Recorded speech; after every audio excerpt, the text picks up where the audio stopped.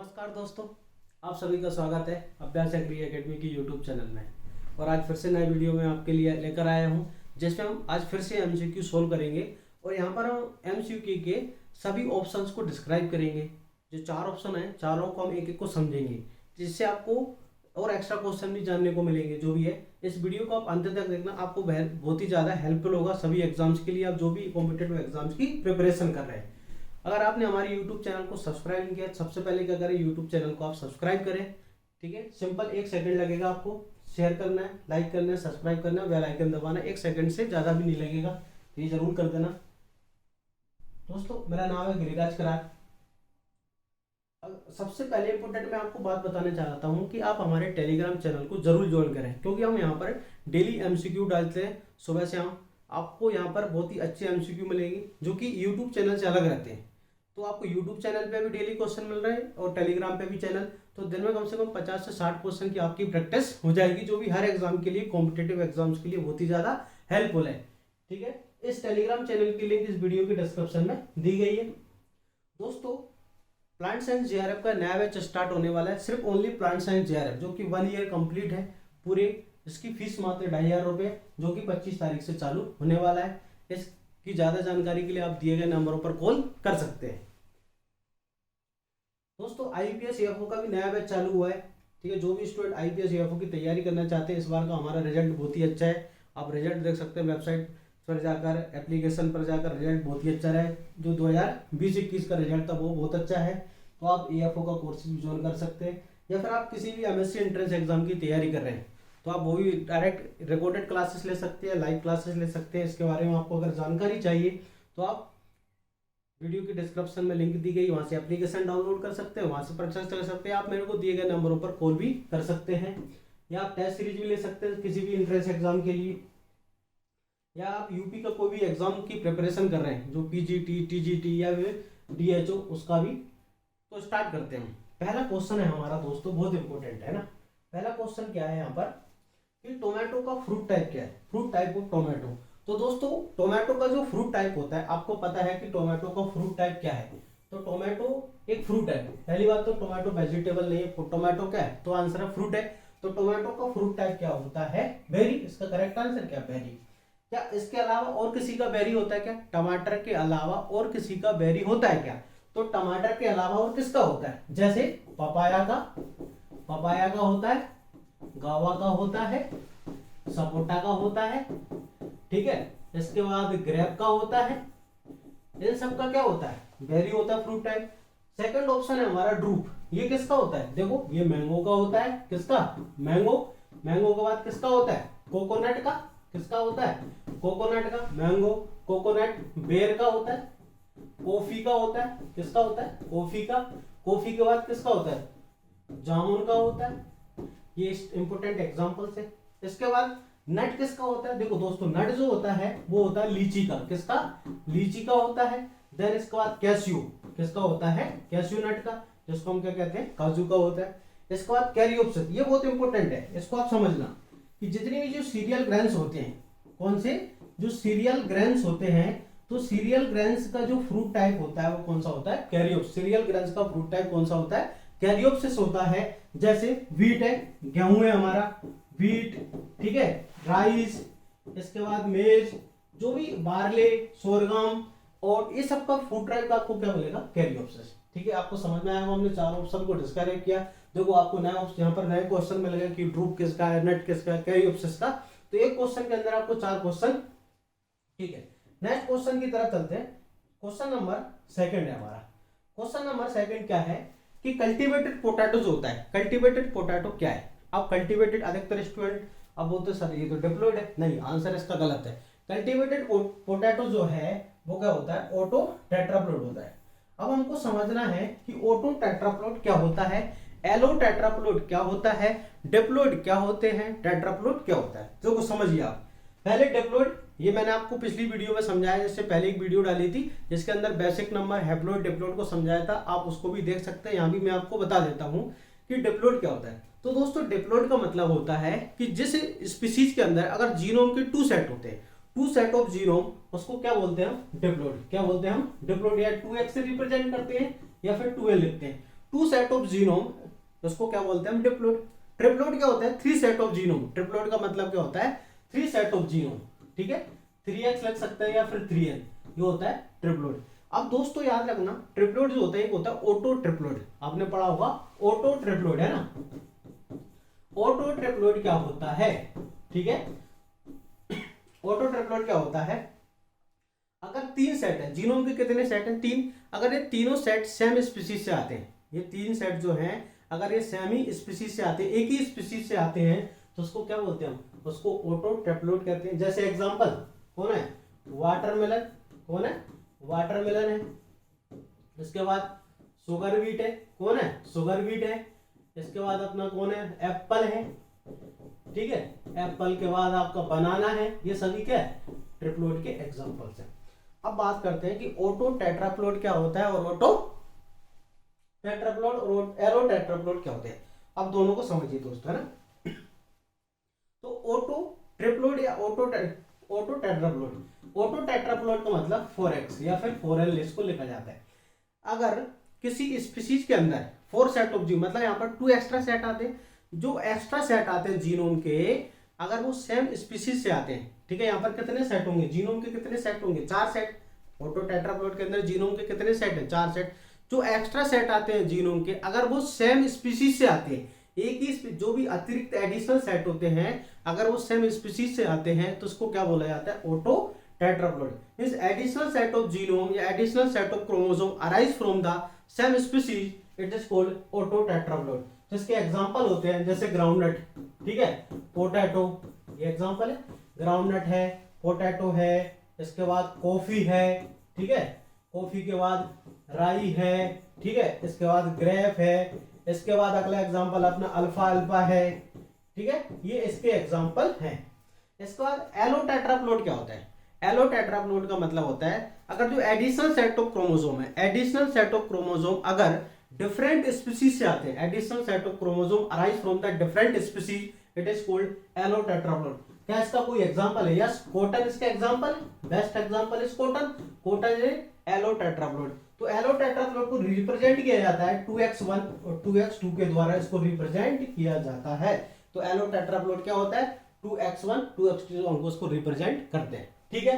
Next question की तरफ चलते हैं। क्वेश्चन नंबर 3 है हमारा, ठीक है। क्वेश्चन नंबर 3 क्या कह रहा है कि Jagannath is a mutant variety. Jagannath किसकी म्यूटेंट वैरायटी, क्वेश्चन बहुत सिंपल है, हम सबकी म्यूटेंट वैरायटी यहाँ पर जानेंगे, ठीक है। जगन्नाथ किसकी म्यूटेंट वैरायटी है, तो आपको पता है कि Jagannath is the mutant variety of rice, rice की म्यूटेंट वैरायटी है।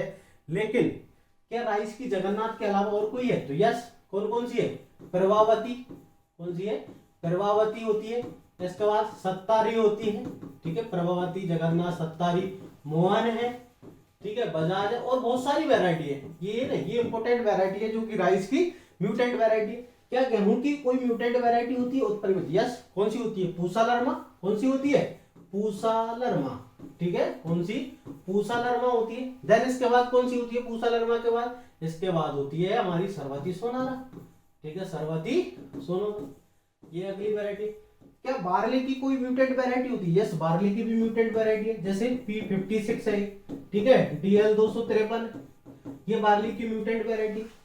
क्या मक्का की क्यों म्यूटेंट वैरायटी, यस, मक्का की होती है, लेकिन बट इंडिया के अंदर कोई म्यूटेंट वैरायटी नहीं है। इंडिया के अंदर इसकी अधिकतर जो भी वैरायटी चलती है वो सब क्या है, हाइब्रिड वैरायटी चलती है। याद रखना, इंडिया के अंदर इसकी जो वैरायटी है वो जनरली हाइब्रिड वैरायटी होती है। डबल क्रॉस हाइब्रिड इंडिया के अंदर फॉलो किया जाता है। तो वर्ल्ड के अंदर तो आपको मिलेगी, लेकिन इंडिया के अंदर आपको इसकी हाइब्रिड वैरायटी नहीं है, ठीक है, तो आपको याद रखना है। क्वेश्चन नंबर अगला है अपना क्वेश्चन नंबर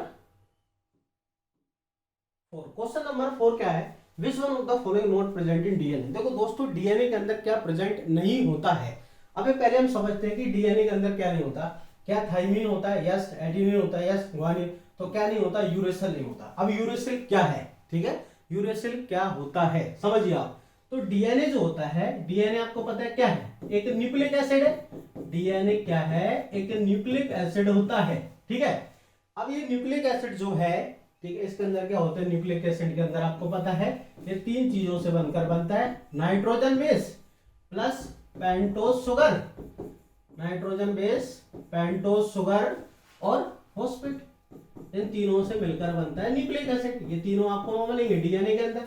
तो जो नाइट्रोजन बेस होते हैं ये दो प्रकार के होते हैं। नाइट्रोजन बेस आपको कितने प्रकार के मिलेंगे? दो प्रकार के।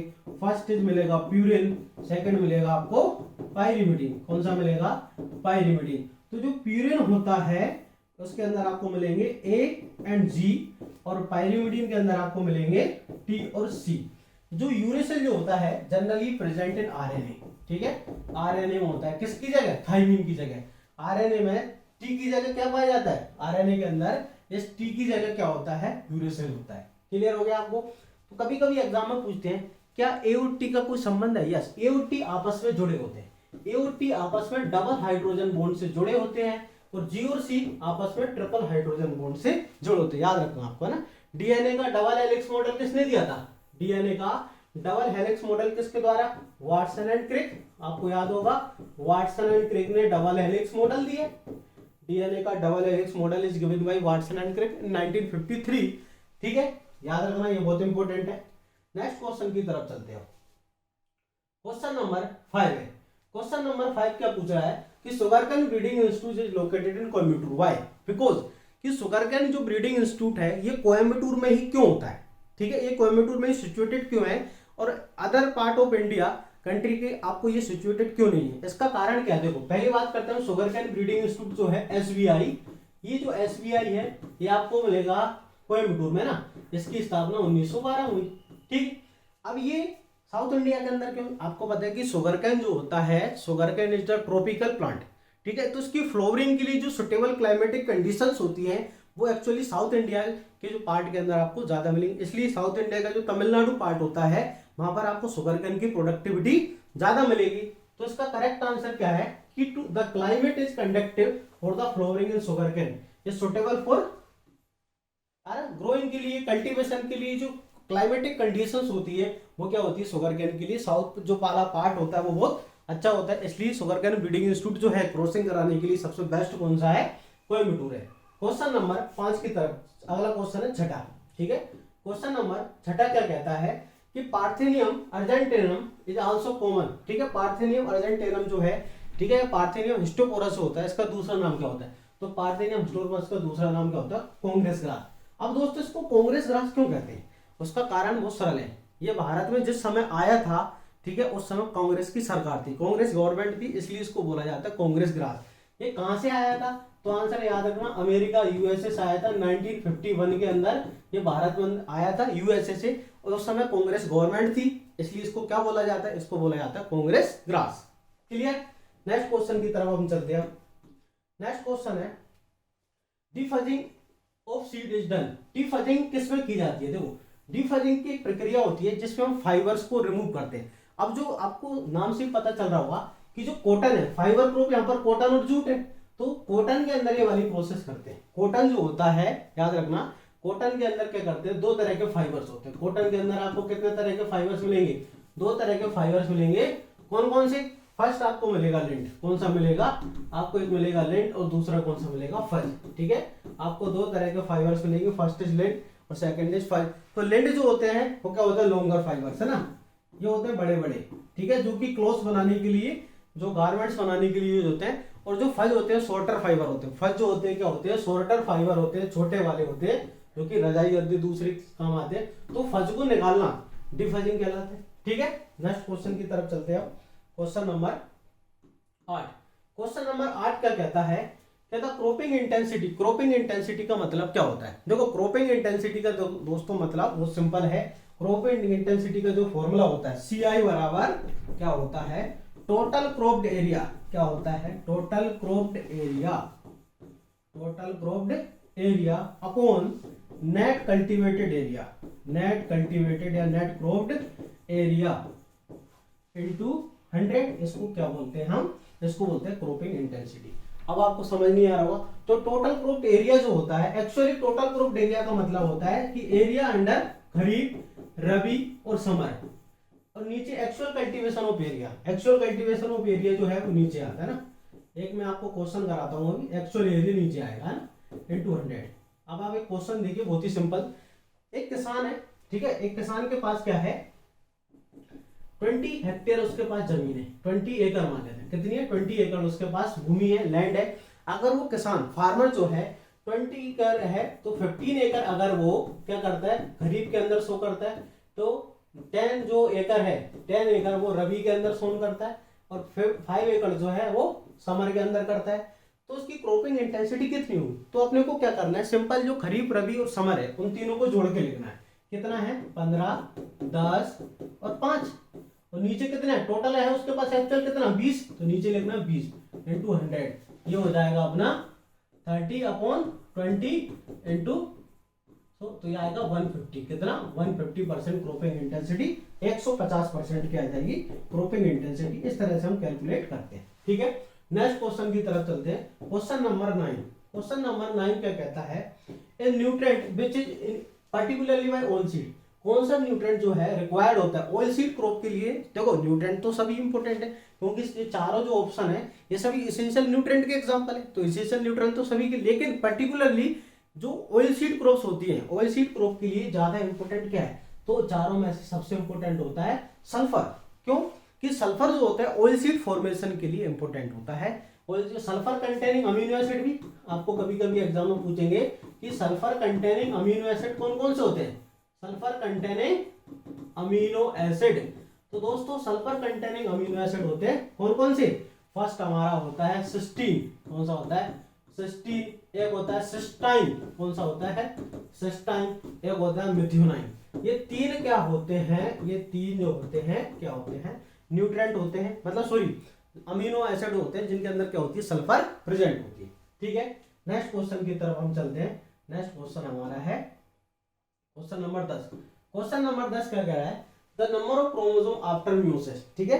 म्यूसिस के बाद क्रोमोसोम नंबर कितने रह जाते हैं, ठीक है। तो दोस्तों म्यूसिस के बाद जो क्रोमोसोम नंबर्स हैं वो कितने रह जाते हैं, हाफ रह जाते हैं, इसका करेक्ट आंसर हाफ है। अब हम उसको समझते हैं ना कि म्यूसिस क्या होता है, इसका करेक्ट आंसर तो ये है, लेकिन उसको समझते हैं कि जो म्यूसिस होता है अर्धसूत्री विभाजन जो होता है, ठीक है।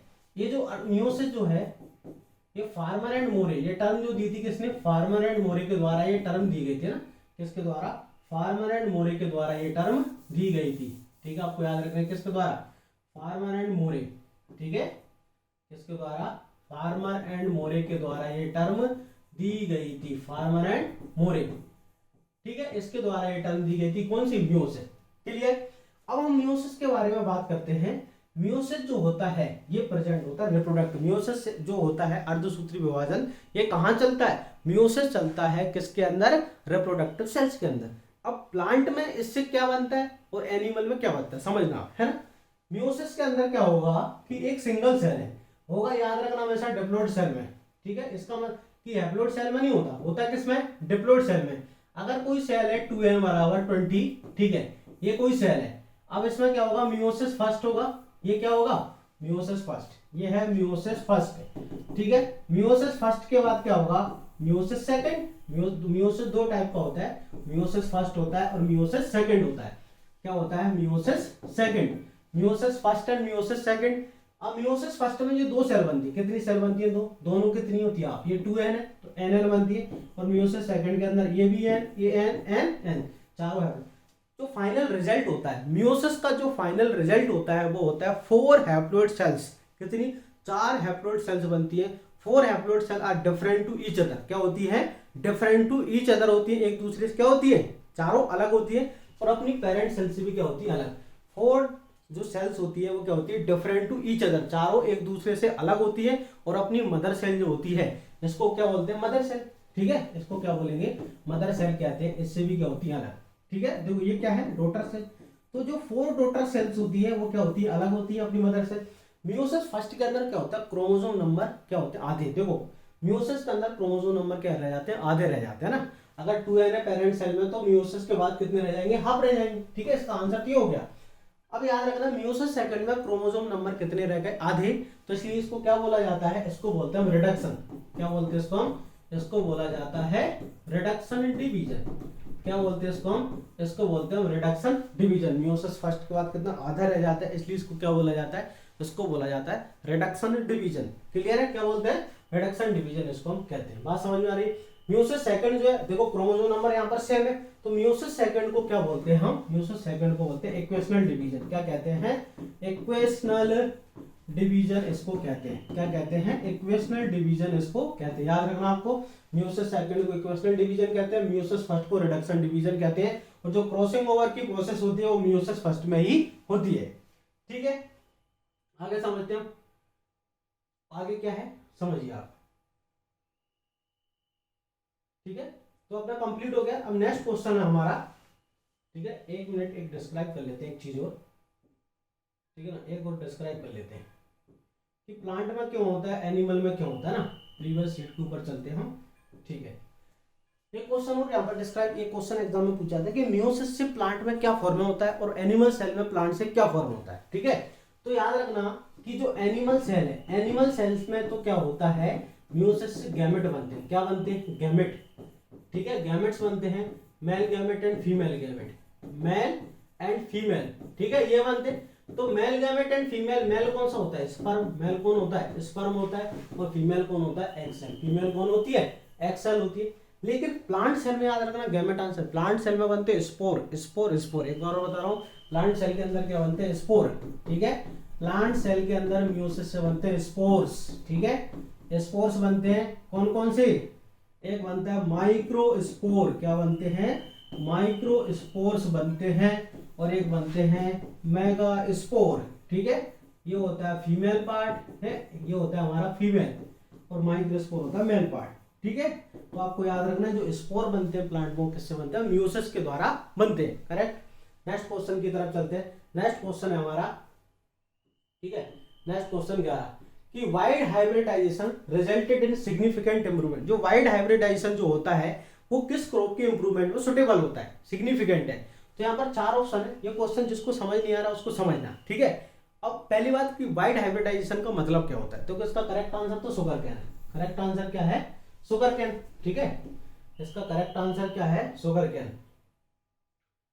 ठीक है, करेक्ट आंसर क्या अपना, एक मिनट प्रीवियस शीट पे चलते हैं।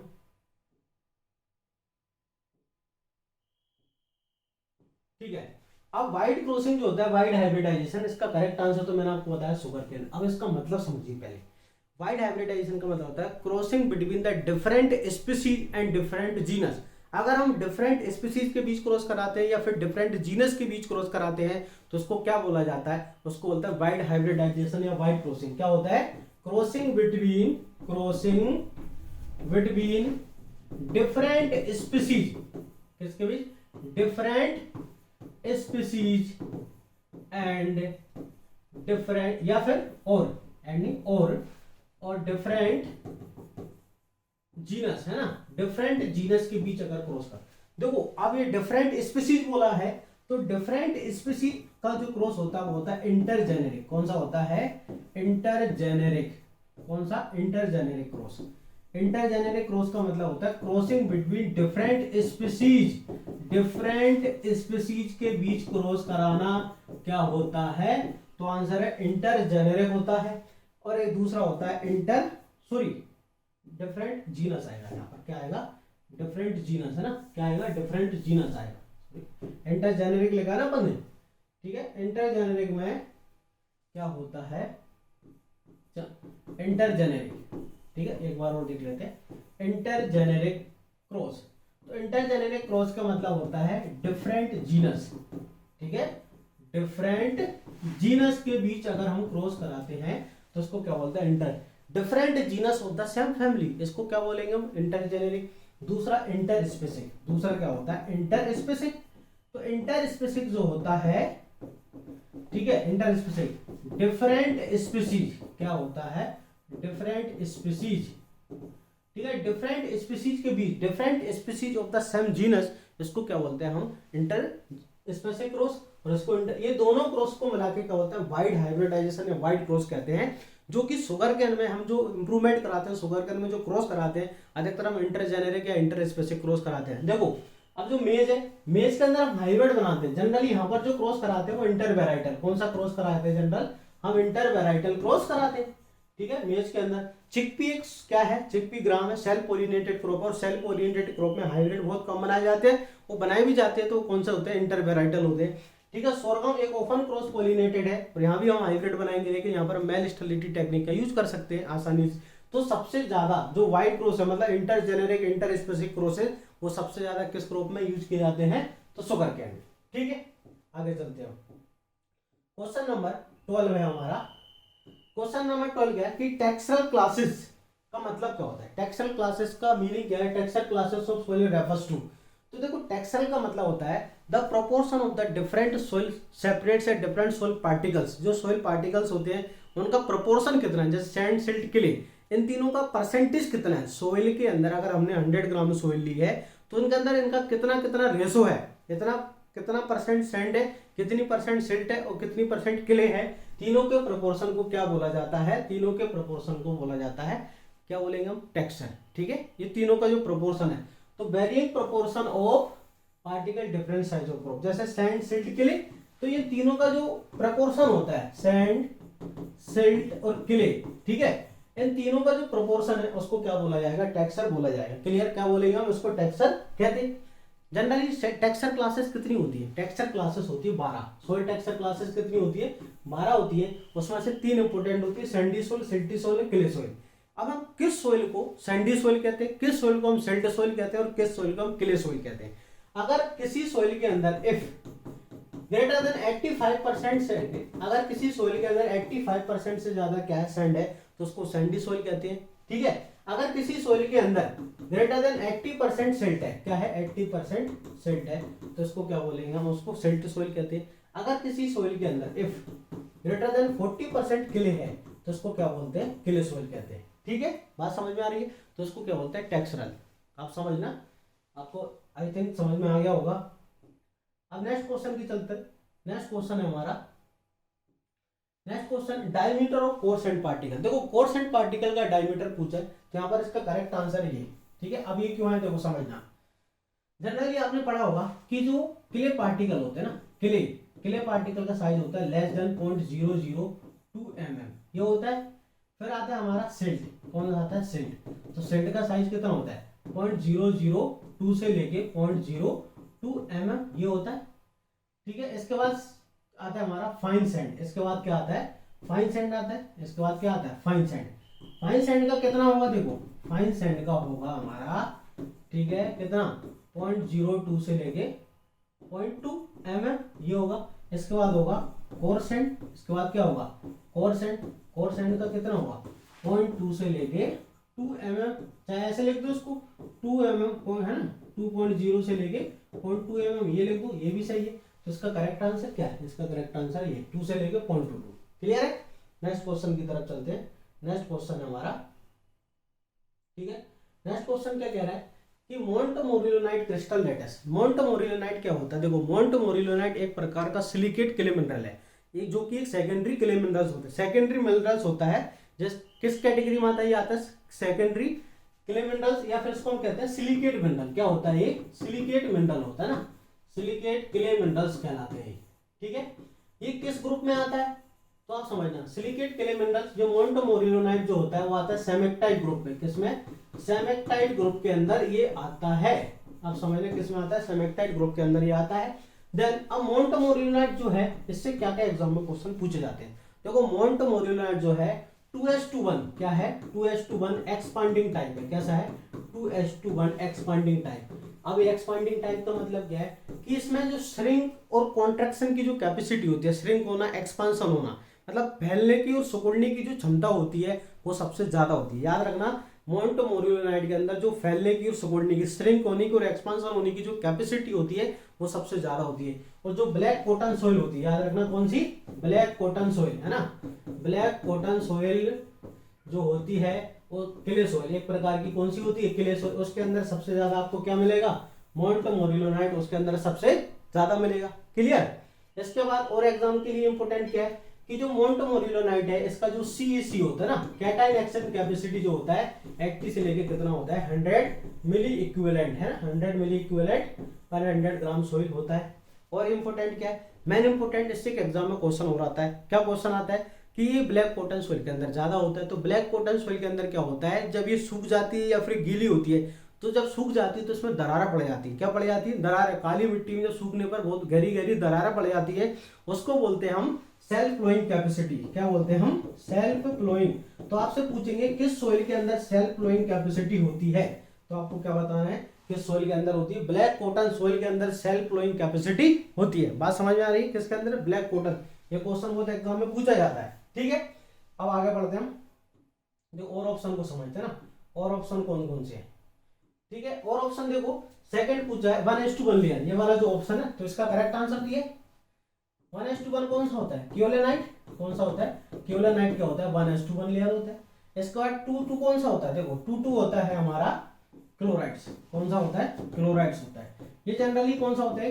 2:1:1 एक लेयर। ठीक है, ये भी इसको बोला जाता है।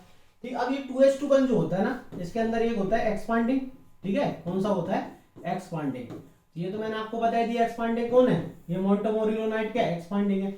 लेकिन एक एग्जांपल होता है लिमिटेड एक्सपांडिंग का। कौन सा? लिमिटेड एक्सपांडिंग, है ना। फैलने का क्या होती है? कैपेसिटी तो होती है लेकिन बहुत कम होती है। तो लिमिटेड एक्सपांडिंग जो होता है वो होता है बर्म्युकुलेट। कौन सा होता है? बर्मिकुलेट। कौन सा होता है? बर्मिकुलेट होता है। समझना, कौन सा? बर्मिकुलेट, लिमिटेड एक्सपांड। क्या 2:1 की और एग्जांपल है? Yes, non expanding. 2:1 non expanding. तो 2:1 नॉन एक्सपांडिंग होता है हमारा माइकास। कौन सा? माइकास ओरेलाइट। कौन सा होता है? माइकास ओरेलाइट होते हैं। आप समझना, ये 2:1 होते हैं। कौन सा होते हैं? 2:1 नॉन एक्सपांडिंग होते हैं। नेक्स्ट क्वेश्चन की तरफ चलते हैं। नेक्स्ट क्वेश्चन है हमारा क्वेश्चन नंबर 15।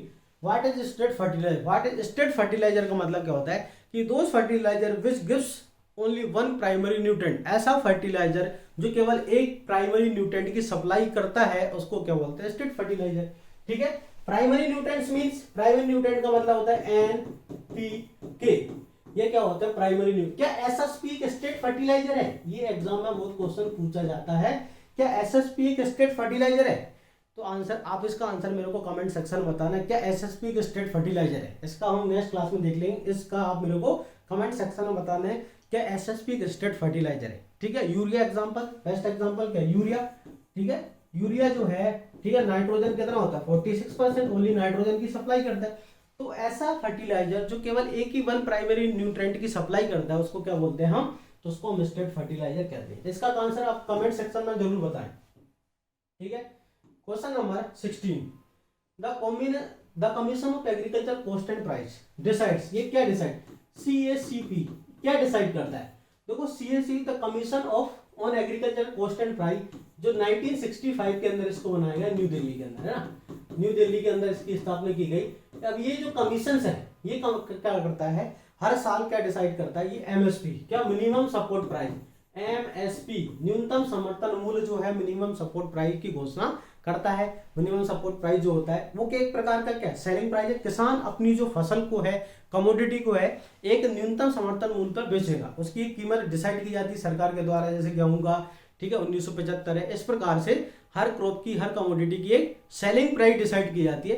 तो एक प्रकार से क्या है? तो आंसर है the selling price of agriculture commodity.